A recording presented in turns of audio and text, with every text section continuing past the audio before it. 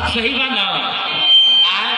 कुथवा पे जई हो खा के पान जरदा करदा करदा हो जाए, करदा करदा हो जाए का भैया प्रशांत के जीतई हो करदा करदा हो जाए, भैया प्रशांत के जीतई हो करदा करदा हो जाए।